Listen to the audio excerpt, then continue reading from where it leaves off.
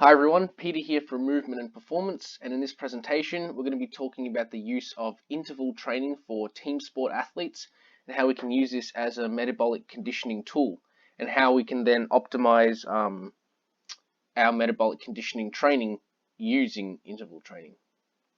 So firstly, to start, what is interval training? Essentially, it's basically when we use different intensities of any exercise for specific durations. And those intensities can range from 0, where we have complete rest, to maximal effort and anywhere in between. Um, and yeah, we can pretty much use any exercise or any modality to do this, even with weight training, although it's not very commonly used. So an example of interval training could be, for example, if we're running, we might do 100 meters in 15 seconds, and then we might do the next 100 in 30 seconds. So basically that's going to be a 1 to 2 work to rest ratio.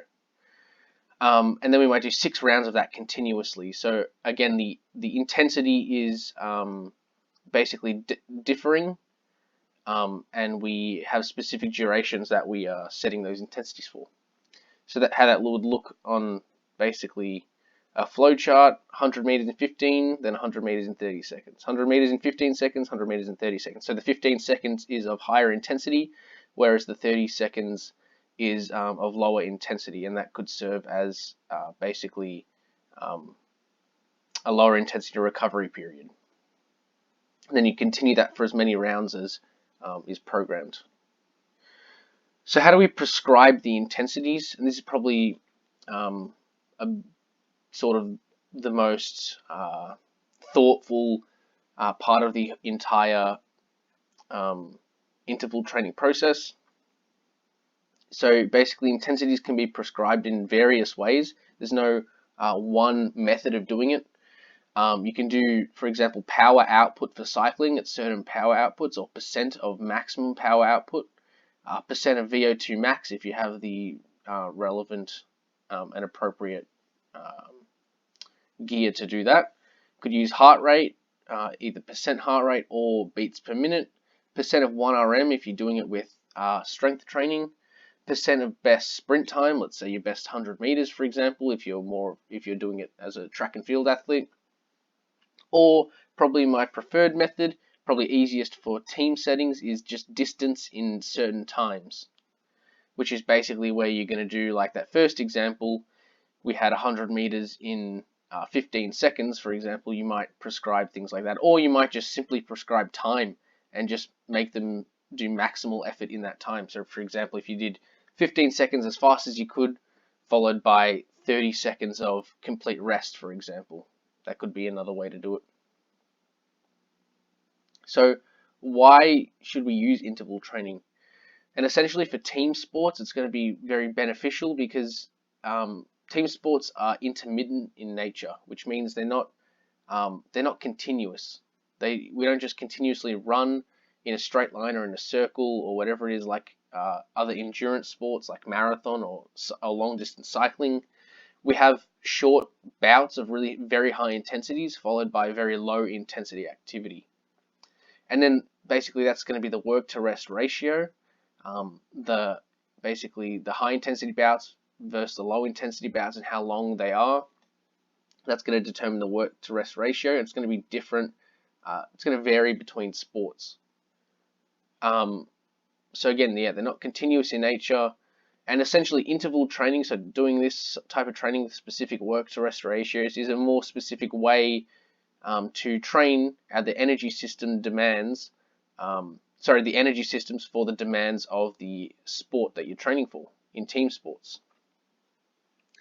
So how do we implement interval training then? So there's so many ways to do this, but basically some very general guidelines are we want to go from general to specific throughout the season. So for example, in the off season, we might want to build those more general endurance qualities.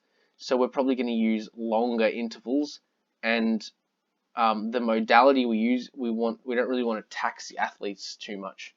So we want low load modalities. So for example, we might do something like cycling, which is much less stressful than running or sprinting. for a minute off, a minute on, sorry, a minute of continuous cycling, then a minute off, either of completely off or of very low intensity. Probably better off to do a very low intensity. And then in the preseason, that's where we want to get more specific with our intervals. So we might do, we want specific interval lengths as well as the modalities we're going to use.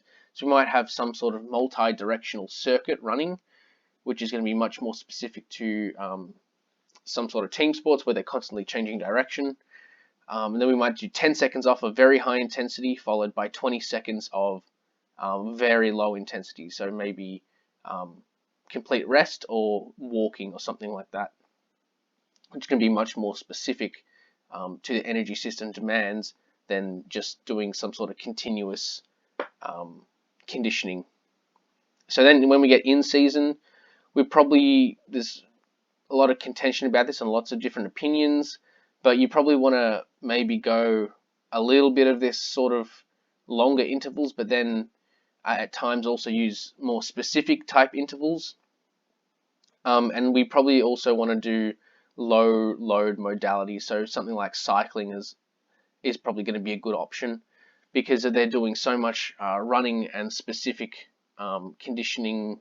I guess they're just playing their sport, so that's going to be as specific as it gets.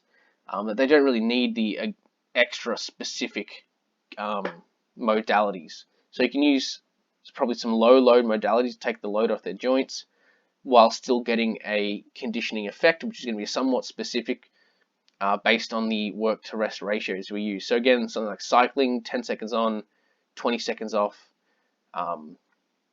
is probably going to be something that's fairly effective in season. So there's some general rules. That's it for this presentation, guys. Thanks for watching and hopefully you got something out of it. You can follow Movement and Performance on Facebook and on Instagram with the details here. And then on YouTube, you can subscribe if you haven't already to stay up to date with the latest informative videos that are posted.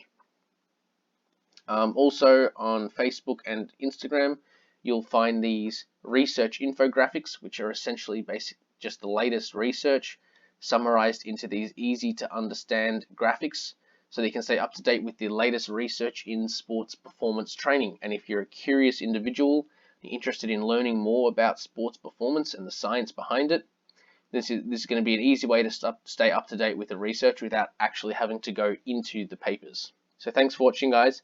Hopefully you got something out of this presentation.